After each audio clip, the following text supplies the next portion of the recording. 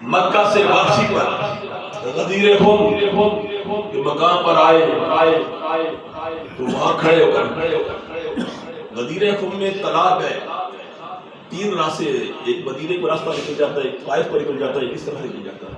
جب حاجی حج کرنے جاتے ہیں وہاں پہ بکھر جاتے ہیں، تو حضور علیہ السلام نے صحابہ کو نکلنے سے پہلے وہاں اکٹھا کر دیا اور منبر بنایا، اونچی جگہ کھڑے ہو گئے، مولا علی کو بے ساتھ کھڑا کیا، ایسے ہاتھ پکڑ کے ہم تو سلام بیان کی، اللہ کی تعریف بیان کی.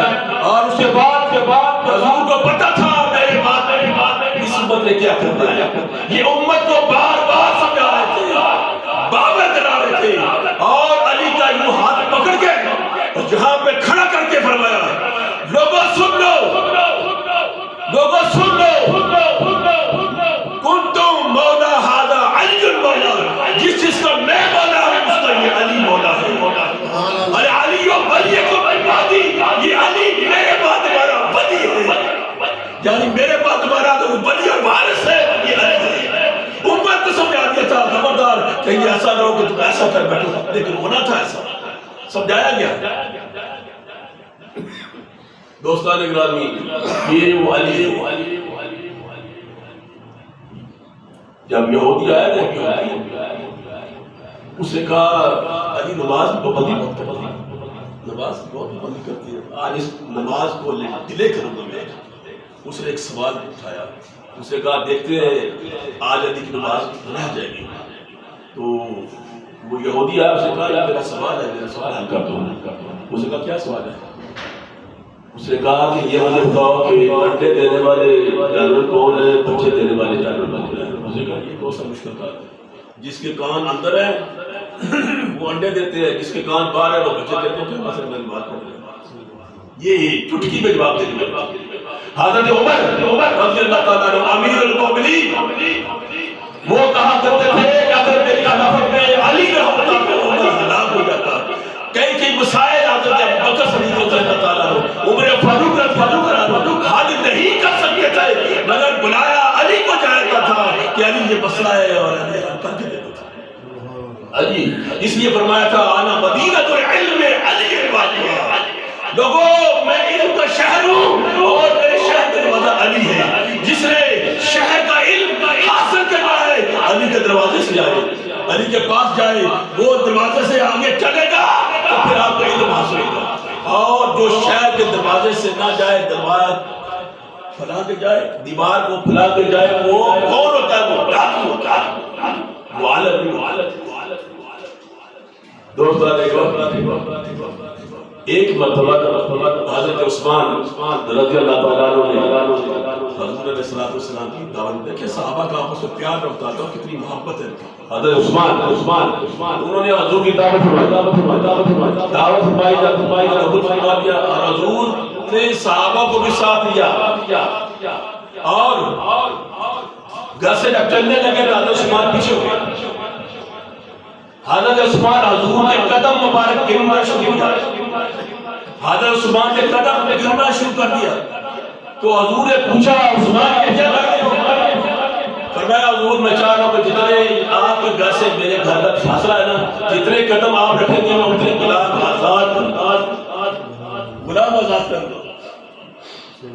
گھر پہنچے، آپ نے قدم ہمارے گر لیے، کھانا کھا لیا، کھلا دیا، سب کچھ کر دیا. اس کے بعد گھر واپس آئے، مولا علی کسی دعوت میں تھے. جب مولا علی نے دیکھا کہ حضرت عثمان آج حضور کے ایک قدم پر غلام آزاد کر رہے ہیں، تو وہ لوگ نیکیوں میں آگے بڑھنے میں ایک دوسرے سے سبق لینے کے لیے رشک کرتے تھے. آپ کو حاصل کرتے نا، وہ رشک کرتے تھے، یہ نیکیاں زیادہ کماتے کہ میں بھی کماؤں. وہ لوگ ایسے تھے.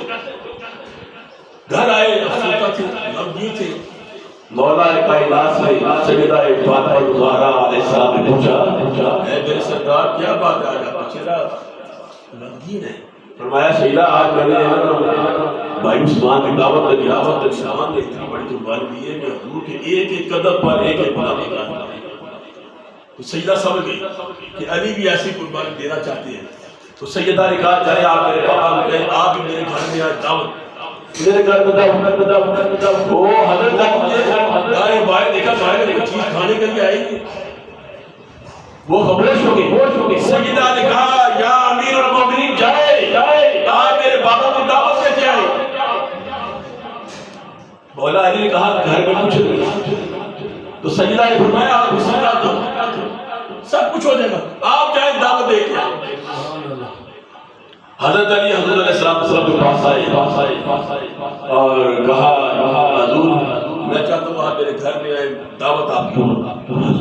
مسکرا فرمایا ٹھیک ہے جی کل ہم آپ کے گھر آ رہے ہیں. تو حضور نے زیادہ صحابہ کو دعوت دے دی. عثمان کے گھر گئے تھے تھوڑے صحابہ نے گئے, جب بیٹی کے گھر آئے تو زیادہ صحابہ کو دعوت دے دی. تو جب گھر آئے تو دیکھیں سیدہ فاطمہ الزہرا علیہ السلام اللہ اور حضرت علی کا کردار دیکھیں.